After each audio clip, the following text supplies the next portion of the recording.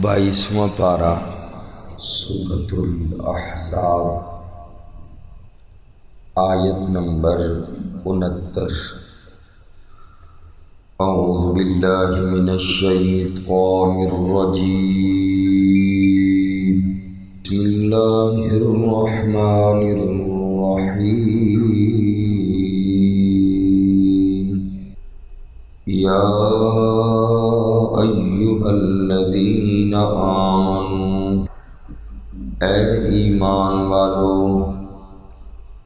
لا تکونوا کالذین آذوا موسیٰ، لا تکونوا، تم نہ ہو جاؤ، کالذین، ان لوگوں کی طرح، آذوا موسیٰ، جنہوں نے تکلیف پہنچائی موسیٰ علیہ السلام کو، فبرأہ اللہ،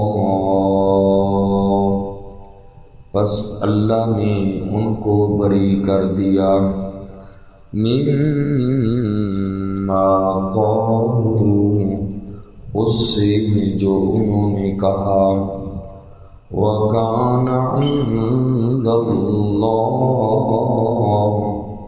اور ہیں موسیٰ علیہ السلام اللہ کے نزدیک، وجیہا، بڑی عزت والے۔ آج کی اس آیت مبارکہ میں اللہ تعالیٰ نے ایمان والوں کو خطاب کر کے فرمایا کہ اے ایمان والو، تم بھی میرے پیارے نبی محمد رسول اللہ صلی اللہ علیہ وسلم کو تکلیف نہ پہنچاؤ، جس طرح کہ بنی اسرائیل نے حضرت موسیٰ علیہ السلام کو تکلیف پہنچائی، انہیں ستایا۔ موسیٰ علیہ السلام کو قوم نے بڑا ستایا، بڑی تکالیف دی۔ سورہ صف میں آتا ہے، موسیٰ علیہ السلام نے فرمایا، یا قوم لم تؤذوننی وقد تعلمون انی رسول اللہ الیکم، فرمایا کہ اے میری قوم والو، تم کیوں مجھے تکلیف دیتے ہو، حالانکہ تم جانتے بھی ہو کہ بے شک میں تمہاری طرف اللہ کا رسول بنا کر بھیجا گیا۔ اور کئی واقعات ہیں کہ موسیٰ علیہ السلام کو لوگوں نے بڑا ستایا۔ سورۃ المائدہ کے اندر ایک واقعہ بیان ہوا کہ قوم عمالقہ سے اللہ نے بنی اسرائیل سے فرمایا کہ تم نے جہاد کرنا ہے۔ اللہ کی طرف سے جہاد کا حکم آیا، اور اللہ کریم نے ساتھ یہ بھی فرمایا کہ تم وہاں چلے جاؤ اور فتح تمہارے ہی مقدر ہوگی۔ اور قوم والے کہنے لگے کہ اے موسیٰ، ان فیہا قوم جبارین، وہ تو بڑی سخت قوم ہے۔ اور واقعہ لمبا ہے کہ موسیٰ علیہ السلام جس وقت قوم عمالقہ سے جہاد کے لیے لوگوں کو حکم دیا، تو انہوں نے کہا ہم پہلے جا کر دیکھتے ہیں قوم عمالقہ کیسی قوم ہے۔ جب وہاں یہ بڑے 11 آدمی گئے، اور وہ تو قوم عمالقہ اتنے بڑے بڑے لوگ تھے، ایک ہی ہاتھ میں ان 11 آدمیوں کو یوں پکڑ کے بادشاہ کے پاس لے گئے۔ اتنے بڑے بڑے قداور قوم عاد اور قوم سمود کے بقیہ لوگ تھے۔ اب انہوں نے آ کر دیکھا، بہرحال ان کو چھوڑ دیا، بادشاہ نے کہا ان کو چھوڑ دو، اور یہ واپس اپنی قوم میں جائیں گے اور ان کو ہماری طاقت کا پتہ چلے گا اور یہ ہماری طرف نہیں آ سکیں گے۔ یہی بات ہوئی، یہ لوگ واپس گئے۔ موسیٰ علیہ السلام نے ان سے پوچھا، سارا واقعہ انہوں نے بتایا۔ پھر موسیٰ علیہ السلام نے فرمایا، ایسا کرنا، قوم والوں کو نہ بتانا، اگر تم نے قوم والوں کو بتا دیا یہ کوئی بھی نہیں جائے گا، انہیں اور کیا چاہیے تھا، انہوں نے تو ساری قوم کو بتا دیا، اور ساری قوم کا جواب یہ تھا فَاذْهَبْ أَنْتَ وَرَبُّكَ فَقَاتِلَا إِنَّا هَاهُنَا قَاعِدُونَ۔ اے موسیٰ پیغمبر، جا تو اور تیرا خدا جانے، جاؤ تم دونوں جاؤ، اس قوم سے لڑو، اِنَّا هَاهُنَا قَاعِدُونَ، ہم تو ادھر ہی بیٹھیں گے، ہم تو اتنی بڑی قوم سے مقابلہ نہیں کر سکتے۔ اور اس جواب سے موسیٰ علیہ السلام کو بڑی تکلیف ہوئی، اور پھر اللہ نے ان کا آگے فلسطین میں جانا بھی اللہ نے حرام کر دیا۔ یہ 40 سال تک میدان تیہ کے اندر ہی سرگرداں رہے، صبح نکلتے، شام کو جہاں پہنچتے، اور پھر صبح ہوتی تو پھر یہ پہلی جگہ پہ ہوتے۔ 40 سال تک اسی طرح یہ چلتے رہے، یہ ان کو سزا ملی جو موسیٰ علیہ السلام کو انہوں نے تنگ کیا۔ اسی طرح ایک اور واقعہ آتا ہے، کئی واقعات ہیں، موسیٰ علیہ السلام کو انہوں نے کتنا ستایا، ہر جگہ انہوں نے ستایا۔ جب موسیٰ علیہ السلام نے قوم کو زکوٰۃ کا حکم دیا کہ اللہ کی طرف سے زکوٰۃ کا حکم ہے، لہٰذا تم اپنے مالوں کی زکوٰۃ نکالو، بنی اسرائیل قوم بگڑ گئی، اور ان میں سے ایک قارون بھی تھا جو سب سے پیش تھا۔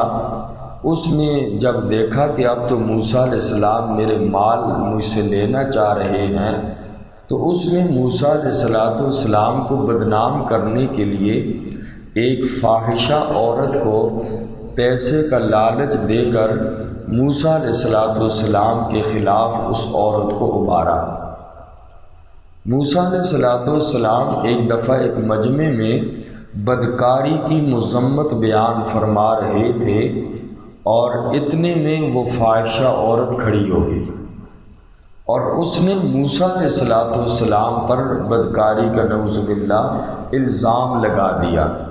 وہ عورت کہنے لگی کہ میرے تو ساتھ تو نے بدکاری کی ہے موسیٰ علیہ السلام کو سخت اذیت پہنچی، اور موسیٰ علیہ السلام جلال میں آگے اس عورت کو قسم دلوائی، تو وہ عورت ڈر گئی موسیٰ علیہ السلام کے رعب اور دبدبے سے، اور پھر اس نے کہا کہ مجھے تو قارون نے تیار کیا اور اتنے پیسوں کی لالچ دے کر اور آپ کے اوپر الزام لگانے کے لیے تیار کیا۔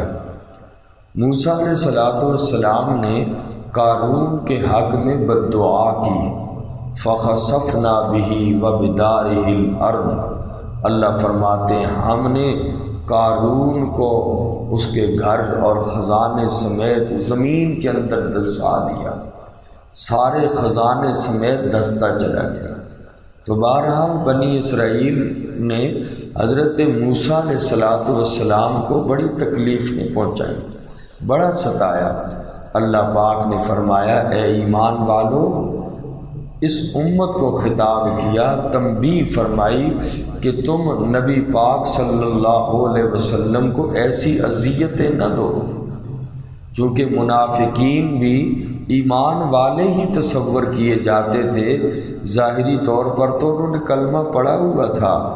منافقین نے شروع کر دیا پروپیگنڈے مچائے کہ جیسا کہ شاید میں اس صورت میں تفصیلاً گزرا، حضرت زید بن عارثہ نے جو نبی پاک کی پھوپھیزاد بہن تھی، حضرت زینب بنت جحش سے جو نکاح کا مسئلہ ہوا، منافقوں نے پروپیگنڈے شروع کر دیے کہ یہ دیکھو نبی پاک صلی اللہ علیہ وسلم نے اپنی بہو کے ساتھ نکاح کر دیا۔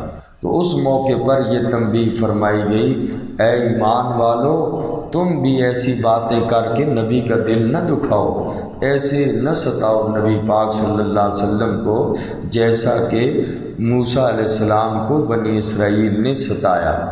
اور یہاں پر ایک اور واقعہ بھی بیان کیا جاتا ہے، بہرحال وہ بخاری شریف کے اندر بھی موجود ہے اور مسلم شریف کے اندر بھی ہے کہ موسیٰ علیہ السلام کے بارے میں بنی اسرائیل کے جو لوگ ہیں وہ مذاق کیا کرتے تھے کہ موسیٰ علیہ السلام چونکہ بڑے شرم و حیا والے تھے، باقی قوم ویسے ہی نہاتی تھی تو بہرحال غسل کرتی تھی تالاب کے اندر، اور حضرت موسیٰ علیہ السلام ایسے نہیں غسل فرماتے جیسے کہ قوم والے سب کے سامنے کرتے تھے۔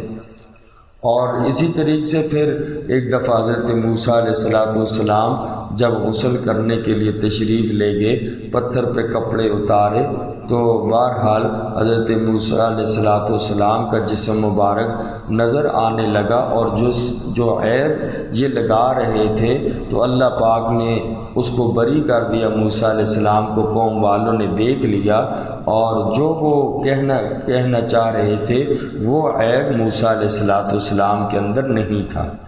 تو فرمایا یا ایھا الذین آمنوا، اے ایمان والو، لا تکونوا، مت ہو جاؤ تم کالذین، ان لوگوں کی طرح آذوا موسیٰ، جنہوں نے تکلیف دی موسیٰ علیہ السلام کو، فبرأہ اللہ، بس اللہ نے ان کو بری کر دیا، مما قالوا، جو ان بنی اسرائیل نے کہا، جو انہوں نے کہا اللہ پاک نے موسیٰ علیہ السلام کو بری فرما دیا۔ وَكَانَ عِندَ اللَّهِ وَجِيهًا، اور ہیں موسیٰ علیہ السلام اللہ کے نزدیک بڑی عزت والے، بڑی شان والے، مقام والے ہیں۔ موسیٰ علیہ السلام تیسرے نمبر کے جلیل القدر پیغمبر ہیں۔ پہلے نمبر میں شان اور مقام میں میرے اور آپ کے آقا محمد الرسول اللہ صلی اللہ علیہ وسلم ہیں۔ دوسرے نمبر پر حضرت ابراہیم خلیل اللہ علیہ السلام ہیں، اور تیسرے نمبر کے عزت اور شان اور مقام والے نبی حضرت موسیٰ علیہ السلام ہیں۔ تو فرمایا وَكَانَ عِندَ اللَّهِ وَجِيهًا، موسیٰ علیہ السلام اللہ کے ہاں بڑی عزت والے ہیں۔ یا ایھا الذین آمنوا، اے ایمان والو، اتقوا اللہ، تم ڈرو اللہ سے، وقولوا قولا سدیدا، اور تم کہو سیدھی سادی بات، درست بات تم کہو۔ ہر سچی بات کا نام قولاً سدیدہ ہے، ہر سچی بات جو بھی ہے وہ قولاً سدیدہ ہے۔ زبان سے کوئی غلط، غلیظ اور جھوٹی بات مت نکالو، شرک کی بات، گالم گلوچ، کفر اور نفاق، یہ قول سدید کے منافی ہے۔ فرمایا کہ اگر تم زبان کی حفاظت کرو گے اس کا فائدہ اللہ کریم نے اگلی آیت مبارکہ میں فرمایا کہ اگر زبان کی حفاظت کرو گے یصلح لکم اعمالکم، وہ اللہ تمہارے اعمال کو درست کر دیں گے۔ کتنی بڑی بات ہے، زبان کو انسان قابو میں رکھے، صحیح بات کہے، قولاً سدیدہ بات کہے، فضول باتیں نہ کرے، اور جو مقصد کی بات ہو، دنیا کا جس میں فائدہ ہو یا اخروی فائدہ ہو، انسان وہ باتیں منہ سے نکالے۔ فضول انسان باتوں سے گریز کرے، اپنی زبان کو قابو میں رکھے تو یصلح لکم اعمالکم، وہ اللہ درست فرما دیں گے تمہارے اعمال کو، تمہارے اعمال اچھے ہو جائیں گے۔ دوسرا فائدہ رب نے فرمایا وَيَغْفِرْ لَكُمْ ذُنُوبَكُمْ، وہ اللہ تمہارے گناہوں کو بخش دے گا، گناہوں کی اللہ بخشش فرما دیں گے۔ جو انسان قولاً سدیدہ کی بات کرتا ہے، وَمَن يُطِعِ اللَّهَ، اور جو بندہ اللہ کی اطاعت کرے، وَرَسُولَهُ، اور اس کے رسول کی، فقد فاز، پس تحقیق وہ کامیاب ہوا، فوزاً عظیما، بڑی کامیابی کے ساتھ۔ آیت کریمہ کے اس حصے میں اللہ کریم نے کامیابی کا مدار ذکر کیا۔ اگر تم کامیاب ہونا چاہتے ہو تو کامیابی صرف اللہ اور اس کے رسول صلی اللہ علیہ وسلم کی اطاعت میں ہے۔ اس کے علاوہ جو راستہ بھی تلاش کرو گے ناکامی والا راستہ ہے۔ وَمَن يُطِعِ اللَّهَ وَرَسُولَهُ فَقَدْ فَازَ فَوْزًا عَظِيمًا، جو اللہ اور اس کے رسول کی اطاعت کرے گا تحقیق وہ بندہ بڑی کامیابی کے ساتھ کامیاب ہوگا۔ اس لیے کامیابی اللہ نے اپنے اللہ کے احکامات اور رسول اللہ صلی اللہ علیہ وسلم کی اطاعت میں رکھی ہے۔ اللہ تعالیٰ مجھے بھی آپ سب کو عمل کی توفیق نصیب فرمائے۔ الحمدللہ رب العالمین، ربنا تقبل منا انک انت السمیع العلیم وتب علینا انک انت التواب الرحیم، ربنا هب لنا من ازواجنا وذریاتنا قرۃ اعین وجعلنا للمتقین اماما۔ بیماروں کی صحت کے لیے دعا فرمائیں، بالخصوص ہمارے درس کے ساتھی ہیں جن کے گھروں میں جو بیماریاں ہیں، اللہ سب کو صحت والی عافیت والی عمر دراز نصیب فرمائے۔ وصلی اللہ تعالی علی خیر خلقہ محمد و آلہ و اصحابہ۔